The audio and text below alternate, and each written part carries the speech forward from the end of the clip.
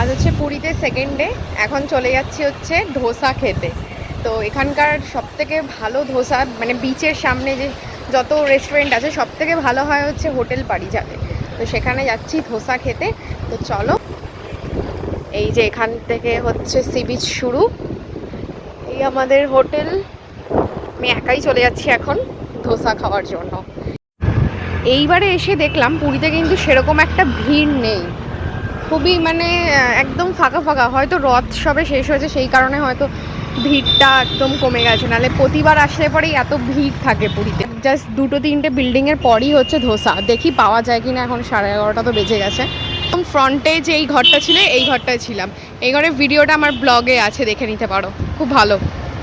Last time যেটা এসেছিলাম সেটা এইখানে ছিলাম, এই বিল্ডিংয়ে, অতিথি হেরিটেজ, একদম টপ ফ্লোরে ছিলাম। কত দূর? এই পাশেরটা তো পারিজাতটা বন্ধ করে দিয়েছে। ওহো, তো এবার যখন এসেছি এখানে পারিজাত পুরো বন্ধ হয়ে গেছে। তো বলছেন নেক্সট কাউন্টার থেকে খেতে। তো এখানে কিরকম কি হবে জানি না, তো তাও জিজ্ঞেস করি। ধোসা হবে নাকি? আচ্ছা ঠিক আছে, একটা প্লেন ধোসা করে দাও। তো আগের বার যেখানে এসে ধোসা খেয়েছিলাম সেখানে হোটেল বন্ধ হয়ে গেছে। তো নেক্সট পাশে একটা দোকান আছে, সেখান থেকেই খেতে এসেছি, জানি না কিরকম হবে। তো চলো খেয়ে দেখা যাক। তো এই হচ্ছে ধোসা, তার সাথে হচ্ছে রয়েছে সাম্বার আর মটর ছিল, বাট আমি নিইনি। আর এর সাথে রয়েছে হোয়াইট চাটনি। হোয়াইট চাটনিটা শেষ হয়ে গেছে, বাস লাস্ট থেকে যা তুলে দিয়েছে, কারণ এটা ছাড়া ভাই ধোসা আমার পোষাবে না, এটা হচ্ছে সব থেকে বেস্ট লাগে। তো এটা ছিল মশালা ধোসা। এই অল প্লেটারটার দাম হচ্ছে মাত্র 60 রুপিস।